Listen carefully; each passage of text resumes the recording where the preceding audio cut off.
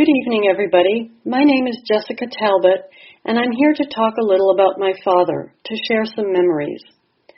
We have heard some great people speaking tonight on the 10th anniversary of his death.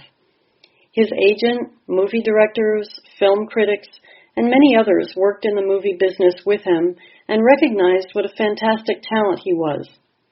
My mother will be speaking shortly, and I hope between us we can give you some flavor of what he was like, not on the stage or in front of a camera, but as a father, a husband, a family man, because that is what we most remember about him.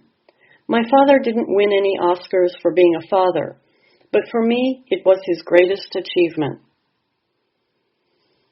My first memory of my father, when I was no more than 3 or 4 years old, was when he took me out onto the Pacific in his beloved yacht. It is something that he would do quite often, especially during the warmer months, when his filming schedule allowed it.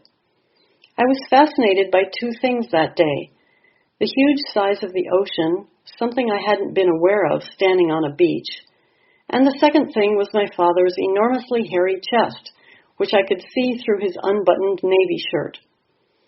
I don't remember anything he said to me that day, but on future occasions on that boat, he used to tell me that the world was mine if I wanted it, that I could do anything I wanted to.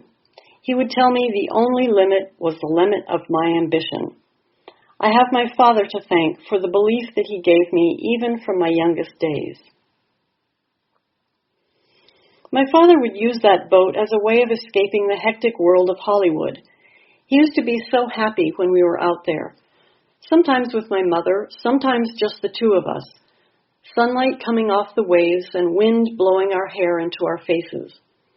When I think of our father happy and relaxed, I think of him under the big sails of the boat, not at home where he would too often be busy with reading scripts or taking phone calls.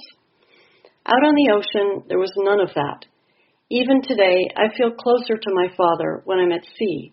It's a strange feeling. Another great love of my father, which very few people know about, was his painting. Next year, we hope we'll be able to publish a book of his best pictures. He had a real passion for the coastline north of Los Angeles and would happily sit on a sand dune for 3 or 4 hours, trying to get the little tufts of grass just right. To me, it seemed frustrating, but I know he used to enjoy that. It was his land boat, and he was very good at it, as he was with everything he tried, of course. I remember once, I was maybe 5 or 6 years old, he told me, "Listen, Jessica, we have to wait for the light." I couldn't understand that because it was light, it wasn't dark. And then suddenly the sun came from behind the clouds, and my father smiled. That smile millions fell in love with up on the screen. I got to see that smile every day. He smiled it just for me. That was my dad.